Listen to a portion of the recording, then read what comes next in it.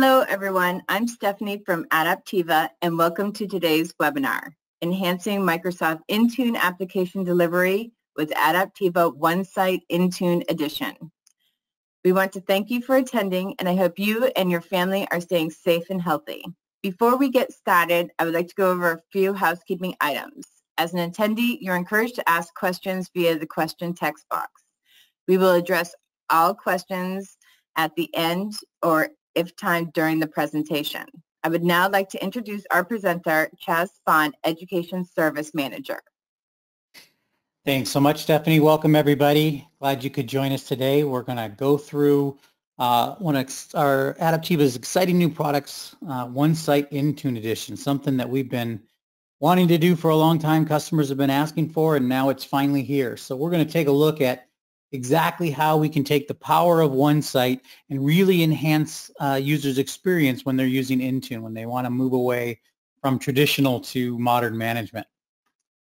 So with that, what are we going to go through today? Well, first we need to understand a little bit about what OneSite Intune Edition is. So we'll talk about just exactly what comprises it, how we utilize previous parts of the platform. Then we'll talk about why to use OneSite Intune Edition. What's the benefit to you in adding this to your arsenal?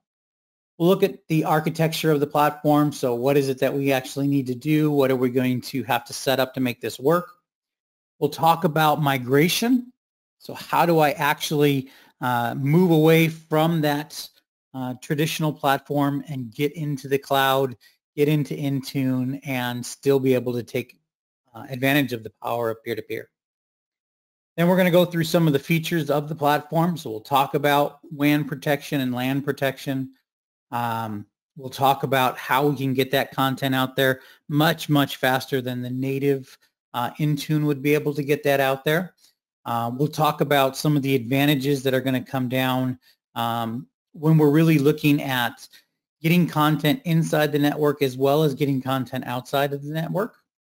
We're going to take a look at some of the things that are coming up on our roadmap.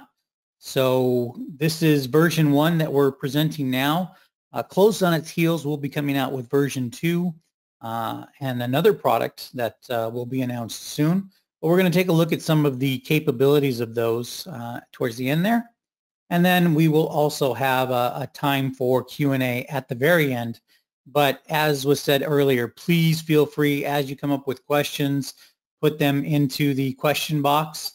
And if I see them come in, I will try to address them as quickly as I can, just to kind of keep the flow going so that while we're talking about a topic, I can get you your answers.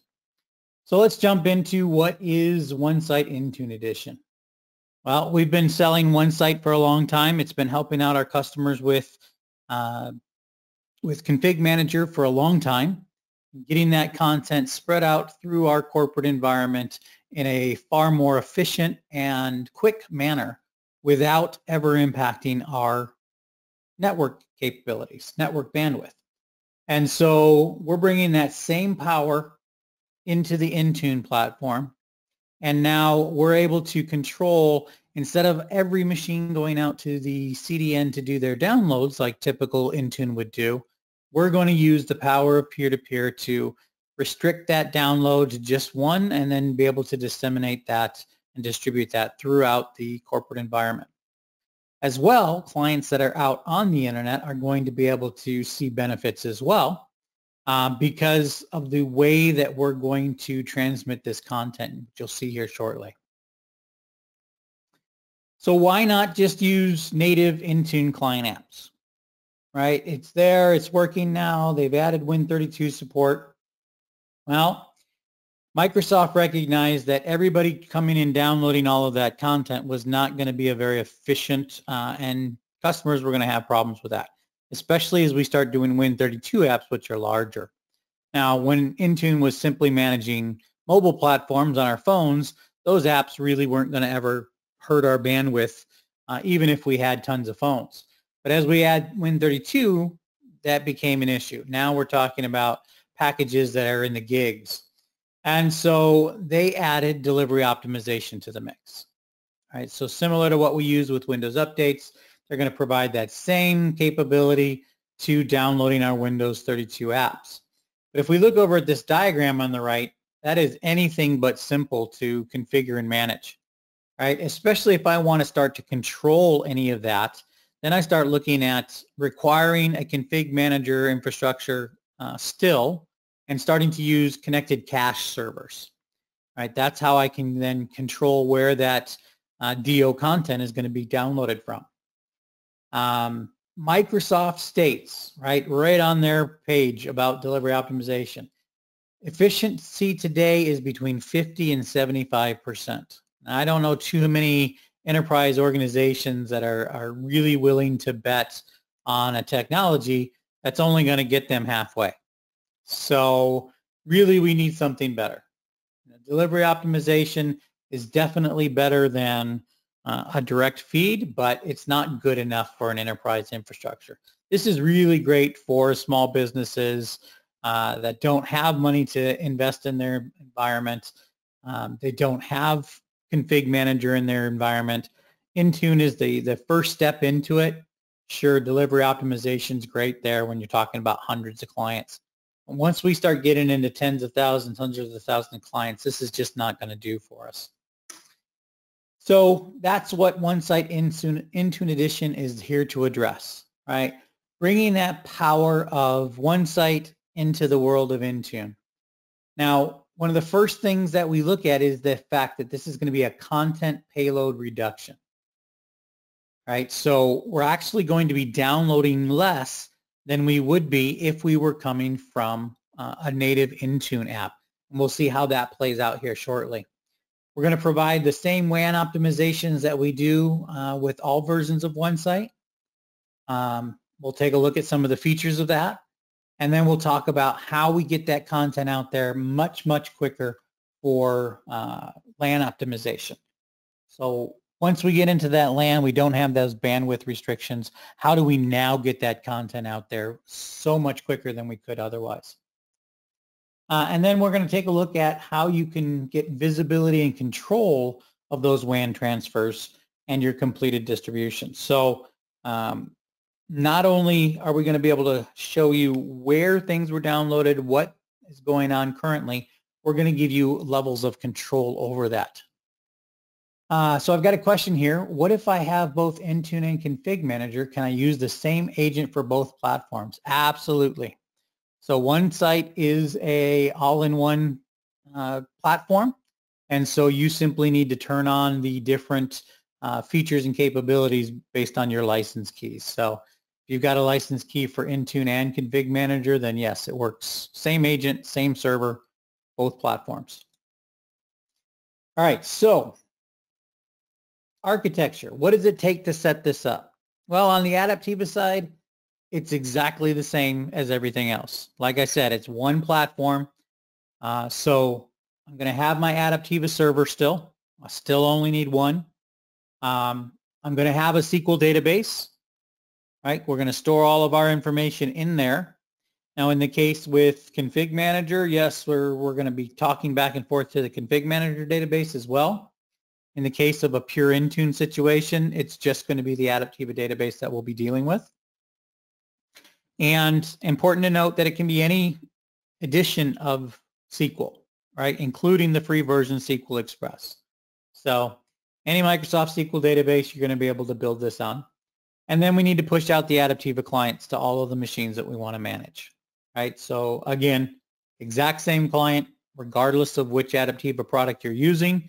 It's one client. We're going to turn on the different products and features through those license keys.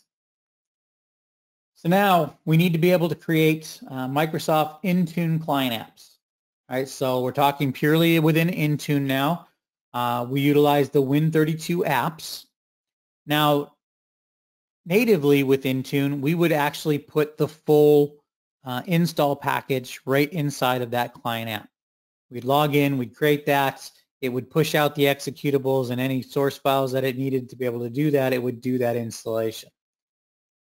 So we're going to continue to use that, except instead of putting the full package up there, we're going to put a smaller instruction package that tells us how to do that download and install. So we'll talk more about that here coming up.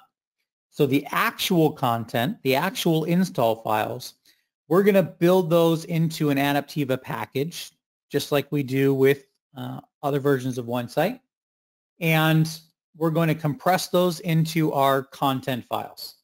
So this is why we're going to end up downloading less than we would normally with Intune, because instead of having all that raw information up there coming down, we're going to put that into that compressed package, download that single content file, and then be able to extract that into our cache and do the installation. So we need some place to put those content files. We can host it on the Adaptiva server, which is great if my entire environment is inside my corporate network. But if I've got clients that are facing the internet and I want them to be able to take advantage of this as well, then we're going to host this up in the cloud. So we're going to take advantage of Azure's storage capabilities, and we're going to create the Azure storage. We'll create a storage account. We'll create a blob container within that, and then Adaptiva will publish its contents up into that blob container. So let's actually, I've got a question here real quick. We currently have OneSite up and running at the moment and are planning to move to co-management. Do we replace our existing OneSite install and replace with the Intune version? No, absolutely not. Again, it's all the same platform, same server, same client. You will need to upgrade to the latest version to be able to get the Intune features. But once you upgrade to that new version, a license key can get sent to you. You plug that license key in, and now you have both Config Manager and Intune as well. Are there any limitation of clients packages for SQL Express? So the packages don't go into SQL, so that does not bloat the database out. We have got plenty of large customers whose databases never get that large. So the only limitation is the size of the database that Microsoft puts on there. And it would take hundreds of thousands of clients before you busted that limitation. So next one is, can we use a PaaS version of SQL with this solution? If a client is pure Intune, they are likely to be trying to reduce on-prem footprints. The answer is yes. Yeah, as long as the Adaptiva server is able to directly address that SQL server, it can be in the cloud, in Azure, on-prem, wherever you want to have it. Right? Key is as long as those ports are open and we can get that communication, yes, it can totally be up in the cloud. All right, so let's take a look at that Azure storage real quick. I'm going to switch over here to my lab. And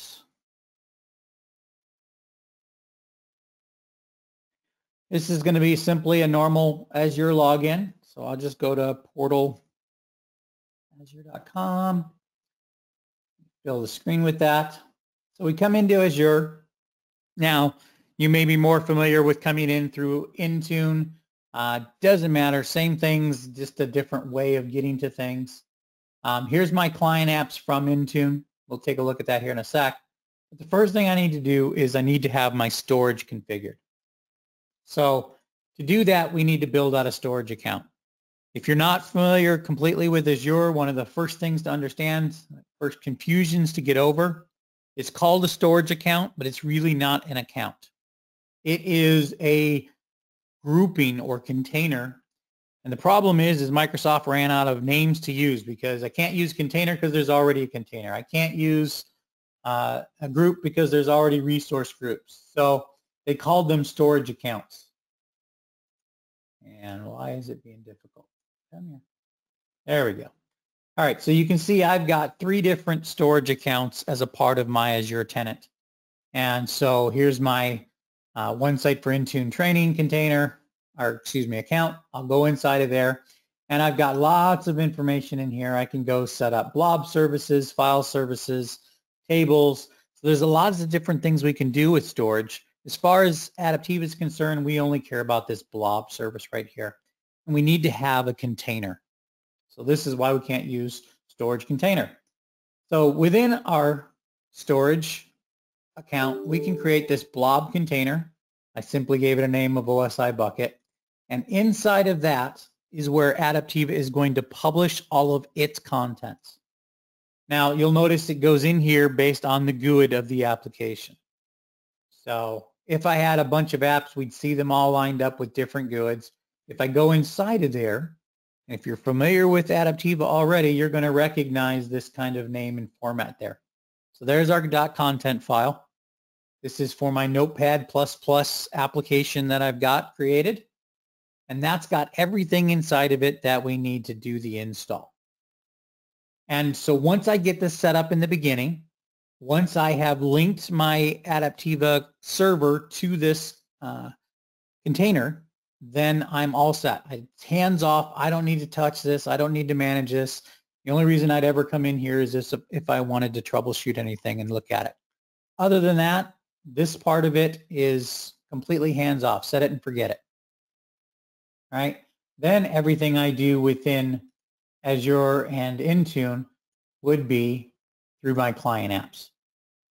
All right. And we'll talk more about that here in just a sec. So I've got a couple questions. When all machines in a site receive an instruction for an application installation, how the content is being delivered. We're going to get to that, so I'll ask you to hold on to that question. Does Azure Storage Blob come with a data egress storage cost? Yes, there is a storage cost for that, a usage cost on that.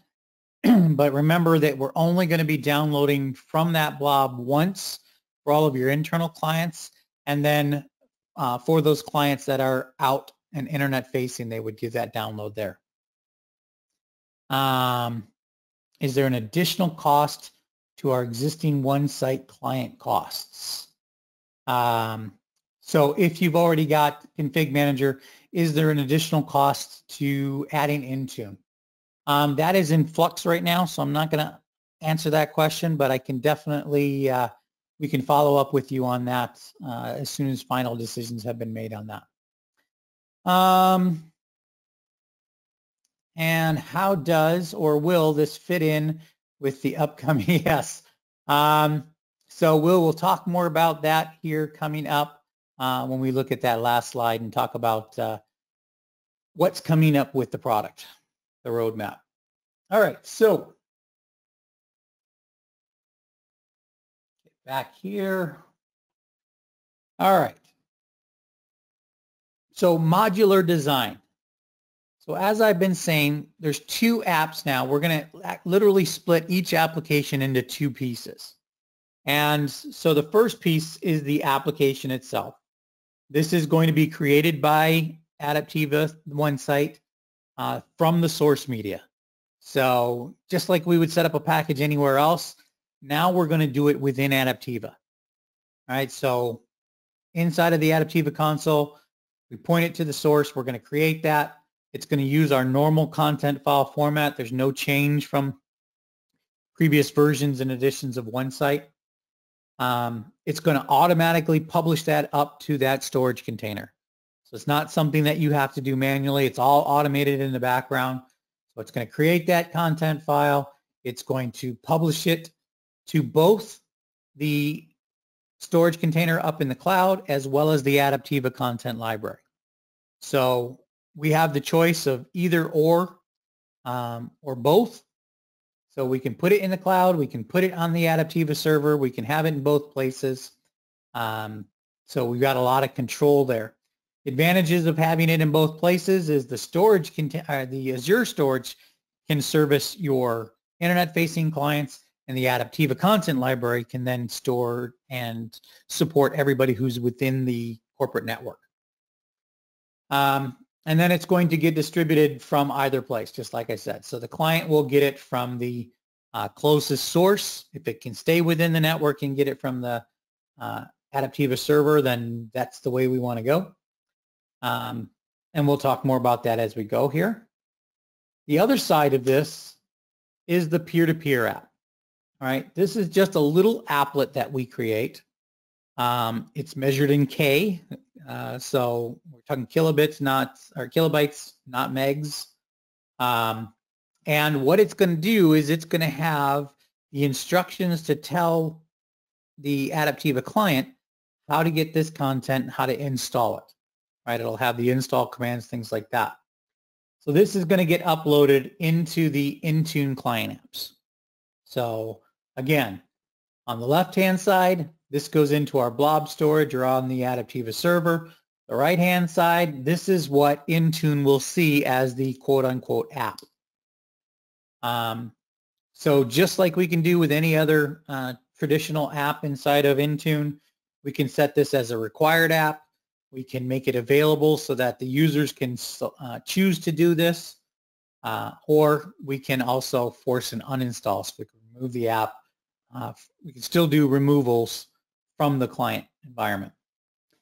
And what this is going to do is call OneSite, the client, to do the download. So previously with Config Manager, with that tight integration, the Config Manager client would actually call out to Adaptiva to do that download. In this case, we build it into that peer-to-peer app. It has everything inside of it to make the call to the Adaptiva client to take it from there. Another question just came in, says, how would you link the Adaptiva server to the Azure storage container? We use tokens. So in the Azure portal, for that blob container, we can create access tokens, and we just take the target URL to that blob and plug it into the Adaptiva server, and then we put both a read and a write access token, and it then is able to directly address that blob through the APIs. All right, so what if we're migrating? What if I do have Config Manager and I want to move into Intune? Maybe it's going to be a fast migration. Maybe it's going to take me years to do it. Well, the beauty is, as we've mentioned before based on questions, is yes, the same OneSite supports Config Manager as Intune. It's just a matter of enabling those different versions through license keys. So if I've already got it, great. If I don't have OneSite yet, I can start out by deploying it for my Config Manager clients and taking care of them as I start going through the migration. And the Adaptiva platform actually can help you do your migration, because we can create workflows to help address those clients, make changes to those clients as we want to enroll them into Intune and start to move our management there. And as I said again, yeah, same platform supports all of our products. So even if you're adding Endpoint Health, our Evolve VM when it comes out, all of these are going to use the same platform, same server, same clients. Everything is simply distinguished by the license keys that are enabled there. All right, so how do we get that content out there? For those of you who are familiar with OneSite, this is going to sound very familiar. For those of you who are new to this and taking a look at Adaptiva for the first time, this should give you the wow factor and why do I want to add Adaptiva to our platform. So first off, the main feature that people love about us is called predictive bandwidth harvesting. So this is built into our WAN protocol that we use, and it allows us to address what's going on the WAN as we're transmitting content and make sure that we can go as fast as possible without impacting any other business traffic. So if we look at our diagram here, top diagram shows a traditional environment with some throttled bandwidth to allow systems management traffic to go through. And so the upper blue traffic, actually let me turn my pointer on here. So this blue traffic up here at the top, that's our business traffic. It's going to go up and down all day long. This here is our unused bandwidth that just gets wasted. And then this is our throttled traffic for systems management. So this is not a very efficient way to use our network. We're wasting bandwidth here when it's not being utilized. It's slowing down our ability to patch our environment and get our apps out there and have that set. And so what we want to do is get away from that and start to harvest some of this unused bandwidth. And so with predictive bandwidth harvesting, we utilize exclusively UDP protocols. And so that allows the receiving machine to be our control point. And so as it's receiving that content, it's able to look at the headers of that content and determine what happened as it traversed the network. It can then tell the sender to speed up, slow down, or hold it right there based off of what happened and what conditions it experienced going across the network. So if we're running out of bandwidth, then Adaptiva slows down. If there's plenty more bandwidth out there available, then we'll speed up until we match what's going on with that business traffic. And so because we're able to do that, because we're able to see that going through there, we're able to actually predict what's going to happen and respond to changes in the network within milliseconds. Right? So this is never going to be a visual impact to any of your other business traffic that's going on. Now, we're getting all of that extra hardware, we're getting all that extra bandwidth. And on top of that, we're compressing the content so we have less to download. So when you add those two together, that's why we're able to get the content downloaded across WAN links so much quicker, but at the same time, never impacting any of that other business traffic. And that's a crucial point, especially, as we are now COVID-19 days, and, we've got people that are coming in across VPNs. Being able to control that traffic whenever it's on a WAN link and make sure that the users are still able to do their other business transactions is absolutely critical. So I got a question here. How does OneSite Intune Edition play roles in a co-managed environment? Those machines that are getting content from ConfigMan will utilize the client to download that from there. And those machines that are configured to get their content from Intune, OneSite would do the same thing there. So we're just going to take over the distribution piece of this, regardless of which side is actually sending that data out. The client is aware whether it's getting a request from the config manager side or from the Intune side, and so it can address that appropriately. Next question was, so one Adaptiva agent will support both Intune and SCCM, but I need to build 2 packages per app, one for Intune and one per SCCM. Yes, that would be true. All right, same as if you didn't have us, you'd have to create one in ConfigMan and one in Intune. Now, having said that, as Microsoft starts to change and really start to merge these platforms and allow Intune to push out config manager content, like they're talking about, actually I think it's going to go the other way around. ConfigMan will be able to push Intune content. But as they start to merge that, we will be able to merge with it as well. So that's not going to be an issue. So yes, we are constrained by the platforms that we are supporting. So as they require it, so will we. All right, so bandwidth is what almost everybody thinks about when we talk about performance on a WAN, but it's not the only thing that can actually contribute to poor performance. And so we built out NetBoost.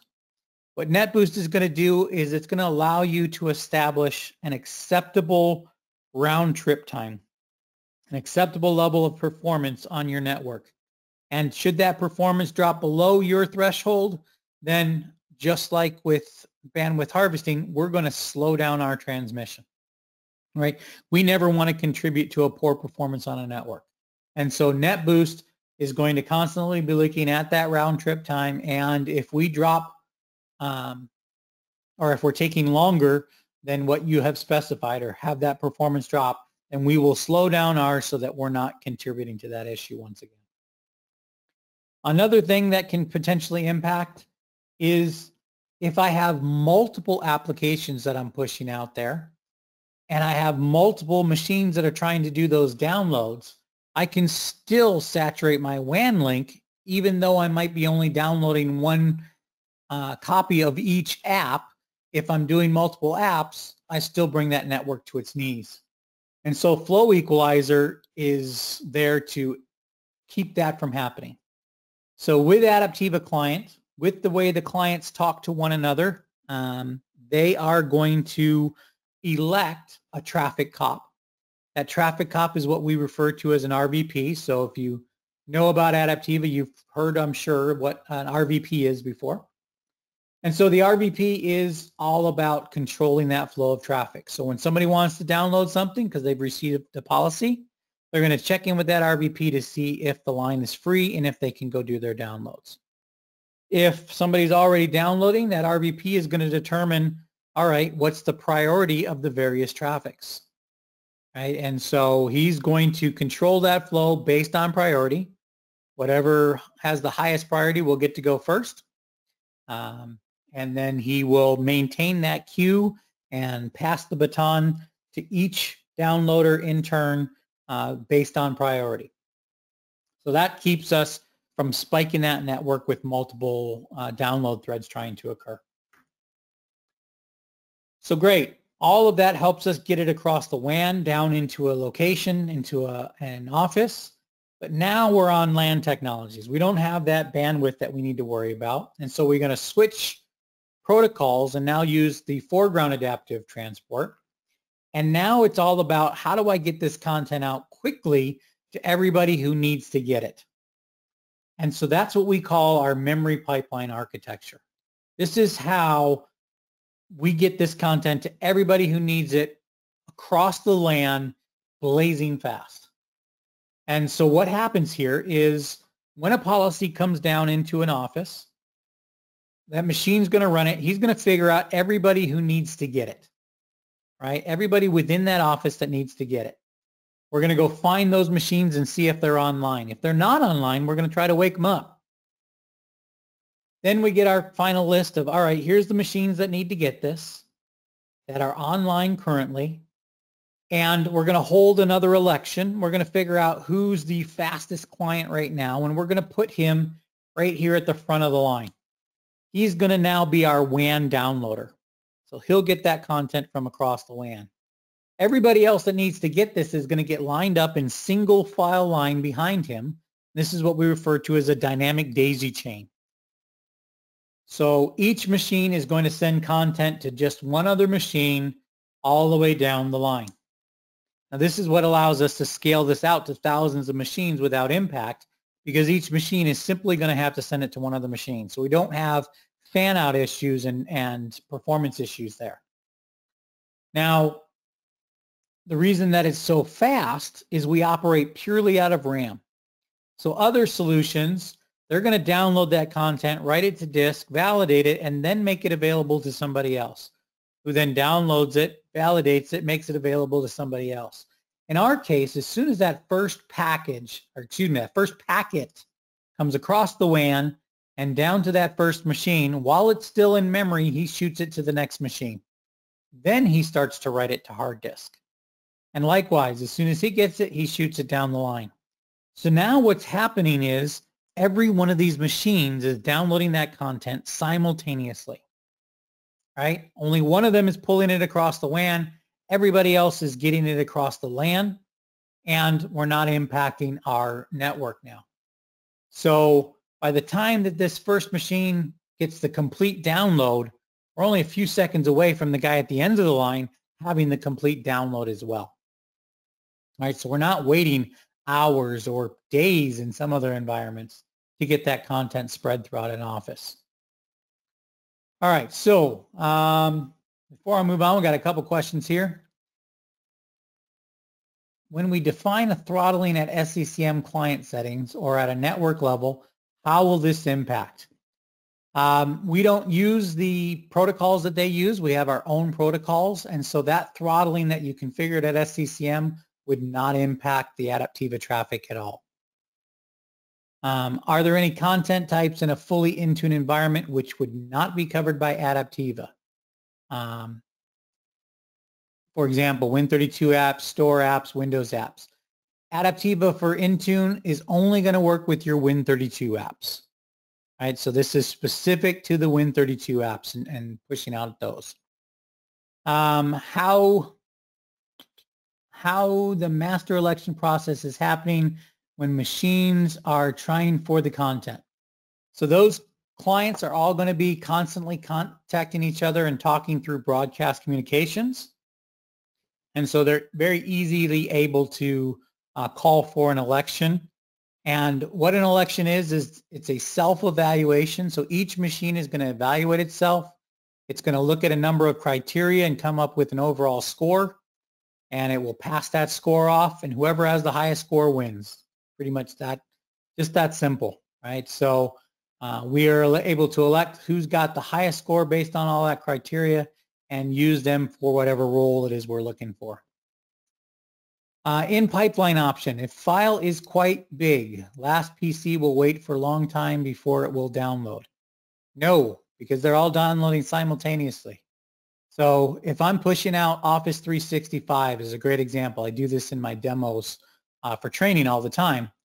I can push Office 365 out at 1.5 gigs, and once the first machine is done, it's only literally seconds away from the last machine getting the full content and being able to start the install.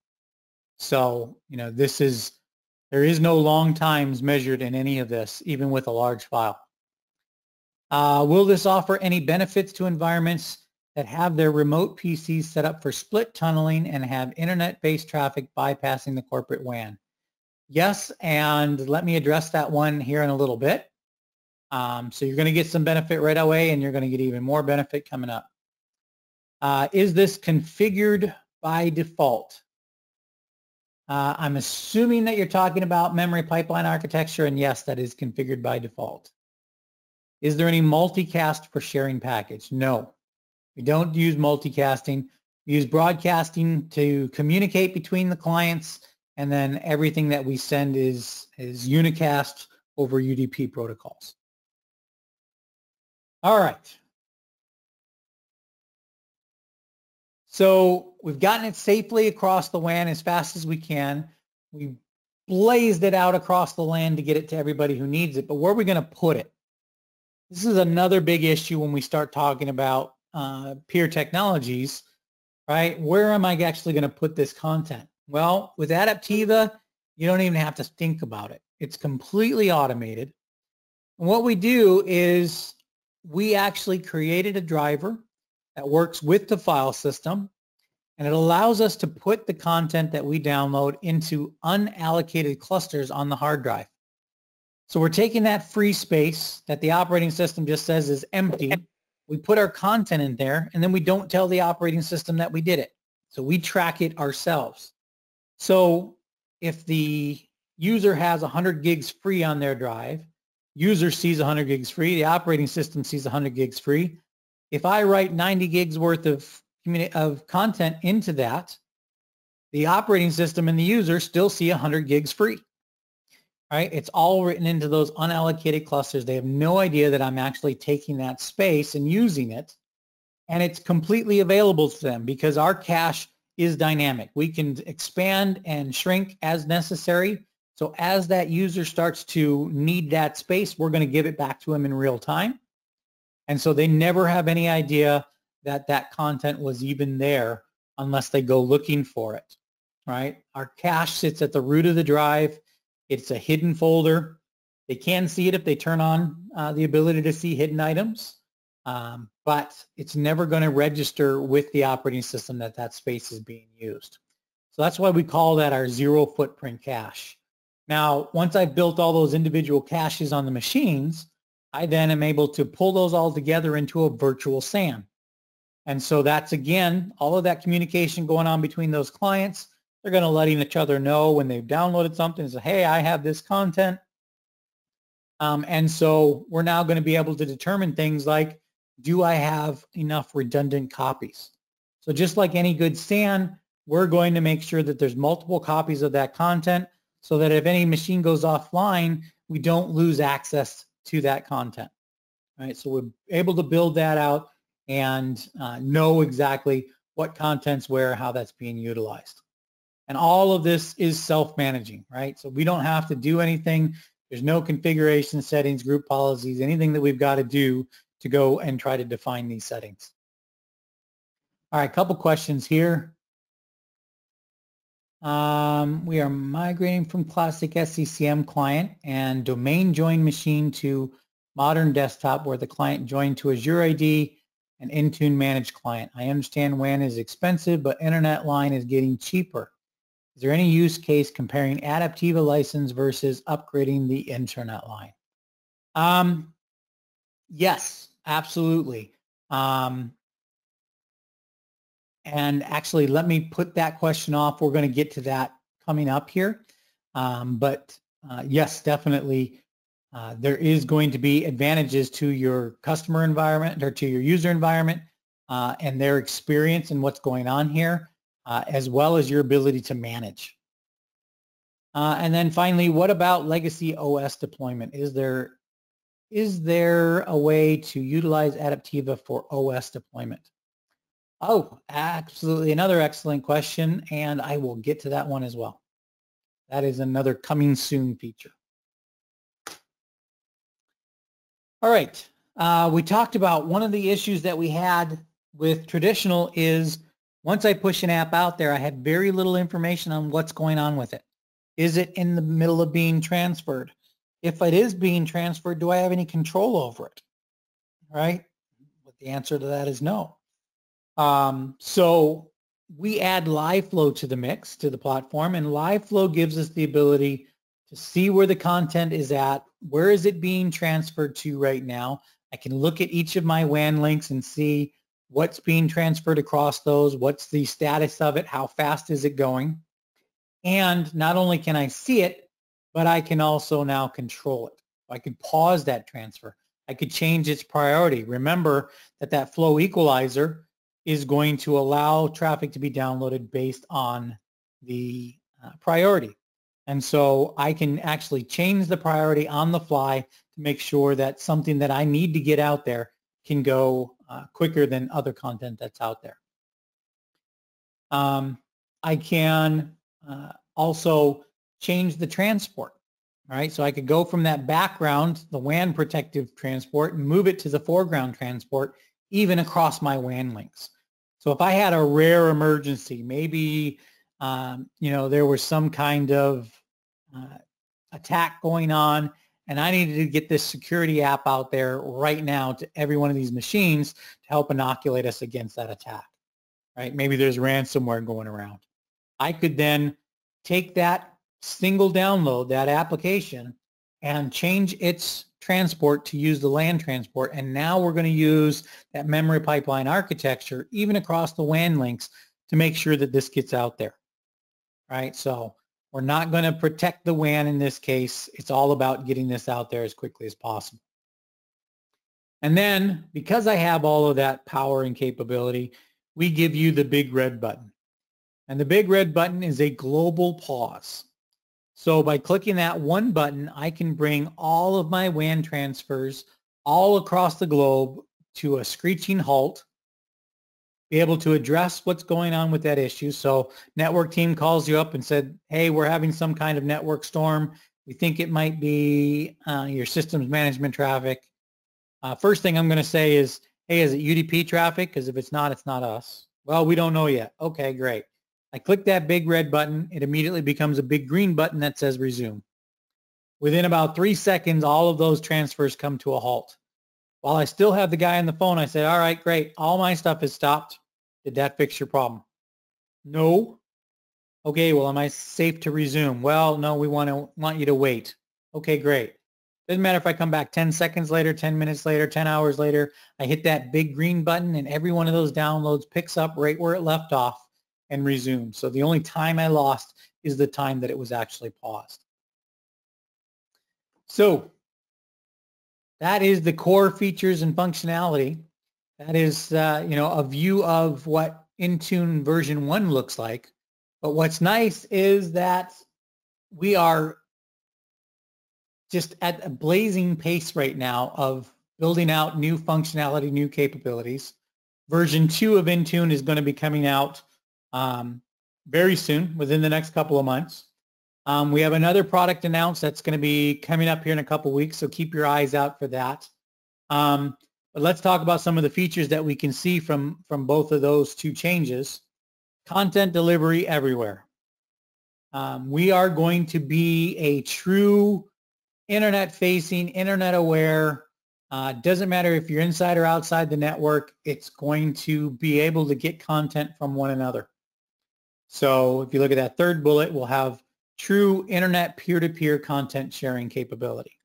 So it doesn't matter where they are, they're going to be able to find Adaptiva. They're going to be able to get to your environment, get to your policies, and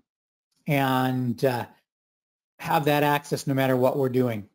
It will be HTTP communication, right? So standard transmission protocols, we're going to be able to get through any firewall. We're not going to have to worry about being blocked there in that case. So we'll have that level of communications between the Adaptiva client and server. Somebody asked earlier about split tunnel VPNs. Yes, the client is going to have network offload. So it will be aware of that and allow us to have control of what do we want to go over that VPN and what do we want to allow to go straight out to the internet and be able to get content from a CDN or from an internet peer.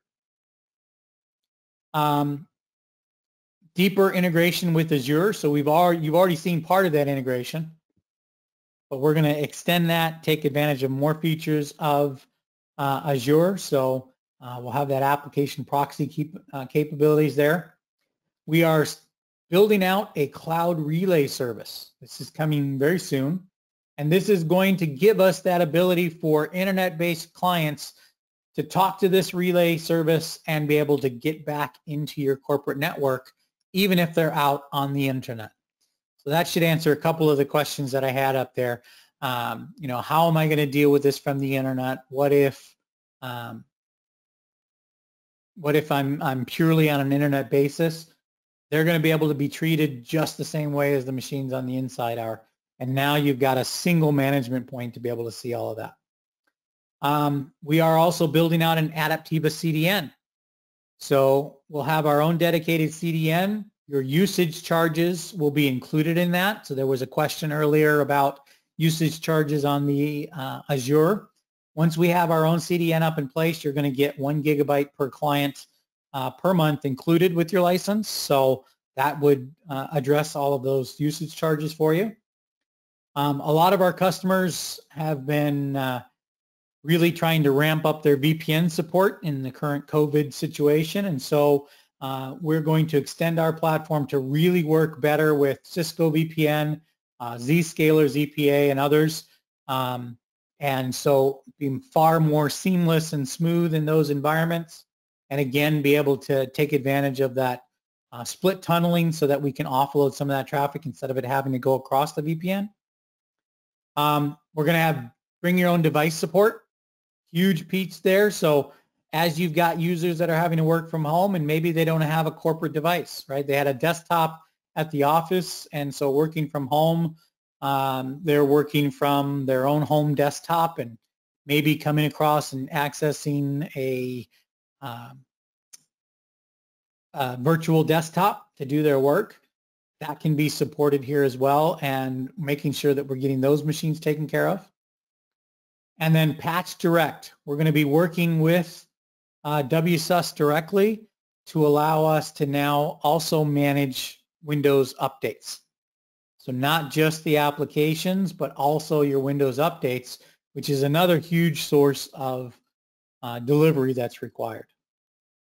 So all these things are coming soon. And when we say coming soon, this is not later in the year. We're talking, you know, over the next few months. So what should I do next? Request a demo, right? If you want to see what this looks like in much closer detail, take a look at how this actually goes through the full process. Just go to adaptiva.com. Up in the upper right corner, there's a button to request a demo. That's, you know, right where you want to go and get the process started. You can also get more information from our products website. Got the link right there. Right there, you'll get the data sheets. You'll be able to get lots more information.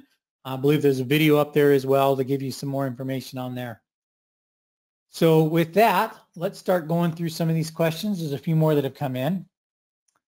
How are we going to maintain stale entries and that data? I'm not exactly sure what you mean by that. How are we going to maintain stale entries? If you're talking about machines, Adaptiva, when the machine registers with us, we maintain their state for 21 days. If they haven't logged in 21 days, then we automatically start to clean out those records. I'm assuming that's what you mean by that. So that is automatically dealt with. 21 days by default, you can change that. You can extend it, you can shorten it. But yes, that's an automatic cleanup process. Why can't we completely eliminate Config Manager with OneSite? Oh, that would be nice. But no, we don't do the other features of Config Man. We're not going to do the inventory services and all of that. OneSite is all about content delivery. So we're going to help make Config Man better. We're going to make Intune better and eliminate their problems with getting content out to your users. But they still need to be there to build and manage the policies and all of the extra features that they provide. What priority value needs to be set to make it faster to replicate the content? Content replication happens automatically within the LAN. So anytime we download content across the WAN, we are automatically going to make multiple copies, at least 3.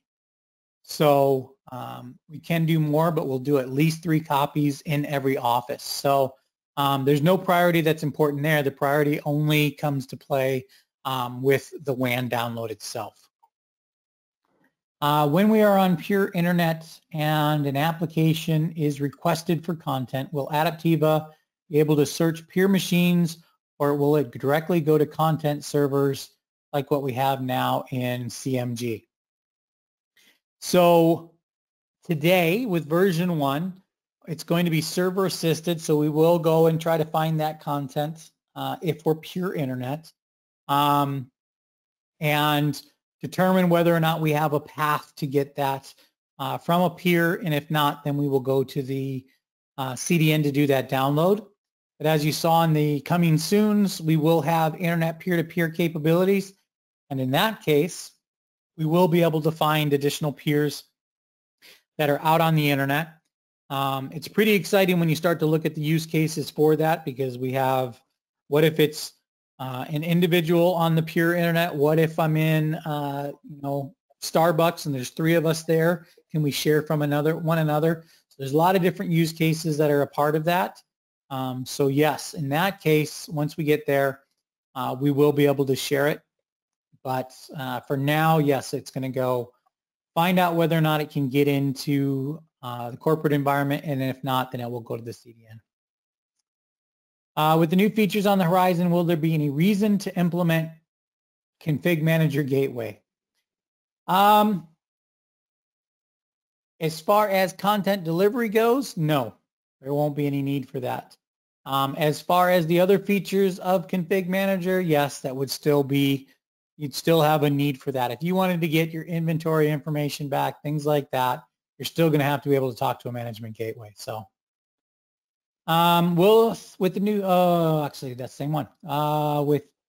In the Intune application, we are using Intune Management Extension, and then when OneSite Agent involved. So yes, we integrate directly with the management extension. So yes, you'll have the management extension in place. When it downloads that peer-to-peer app, that little tiny app, it's going to then run the command inside of it, which is what's going to call Adaptiva, and the Adaptiva agent will then take over from there, download the Adaptiva content from the blob container, and perform the actual installation.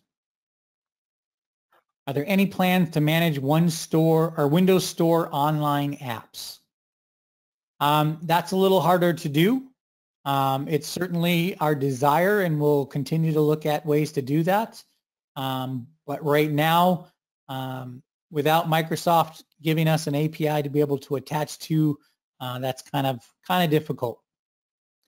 Will this webinar be available to view again? Yes, that's absolutely. Marketing department will be sending out the recording to this, so anybody who's registered will get the link to watch it again. Sorry I missed the answer on OSD with OneSite. Yes, sorry, and I guess I missed that answer. Yes, OneSite internet-based deployment is coming.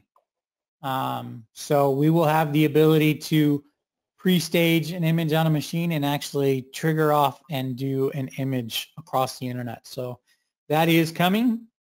We're also hoping to work with Autopilot and being able to manage the content download from Autopilot as well. So yes, OSD in its traditional sense doesn't work over the internet, but we will extend it so that it actually will. And that is the bottom of our questions. I got a comment that says OSD over internet sounds nice. Yes, yeah, especially in this new world that we're dealing with. Are there any plans to support Android iOS when connected to a corporate network? That is on a back burner. It's something that is in our thoughts, but this time we're still more focused on the Windows platform. Do you support metered connections?